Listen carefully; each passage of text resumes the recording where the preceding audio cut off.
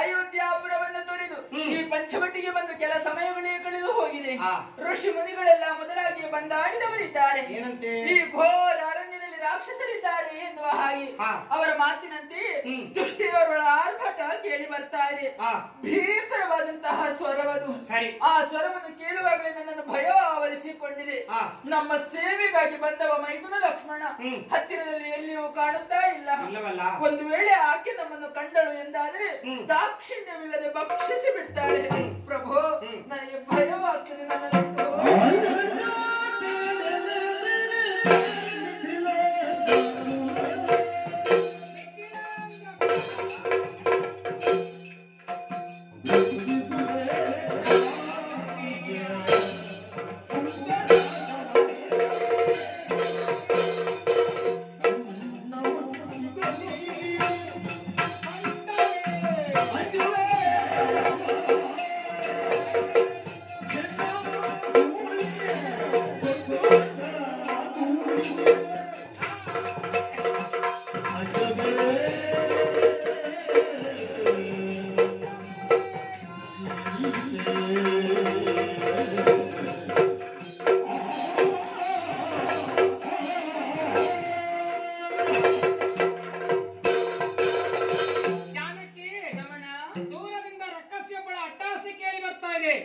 ಸ್ವರವನ್ನೇ ಕೇಳುವಾಗಲೇ ಭಯವಾಗ್ತದೆ ಸ್ವಾಮಿ. ನಿಜ.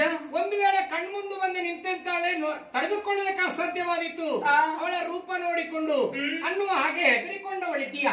ನಿನ್ನ ಎರಡೂ ಕೈಗಳನ್ನು ಕಣ್ಗಳಿಗೆ ಒತ್ತಿಕೊಂಡೆ ಅಂತಾದ್ರೆ ರಾಕ್ಷಸಿಯ ಸ್ವರೂಪ ಎನ್ನುವುದು ನಿನ್ನ ಕಣ್ಣಿಗೆ ಕಾಣುವುದಿಲ್ಲ. ಆಗ ಹೆದರಿಕೆ ಅನ್ನೋದು ಮಾಯವಾಗ್ತದೆ. ಒಂದು ವೇಳೆ ಆದ ದುಷ್ಟ ರಕ್ಕಸಿ ಕೊಲ್ಲುವುದಕ್ಕೋ ತಿನ್ನುವುದಕ್ಕೋ ಬಂದನೆಂತಾದ್ರೆ ಅವಳನ್ನು ಕೊಂದು ಮಣ್ಣು ಕುಡಿಸುವಂತಹ ಸಾಮರ್ಥ್ಯ ನಿನ್ನ ಗಂಡನಾದಂತಹ ರಾಮಚಂದ್ರನಿಗಿದೆ. ಅಂಜಿಕೆ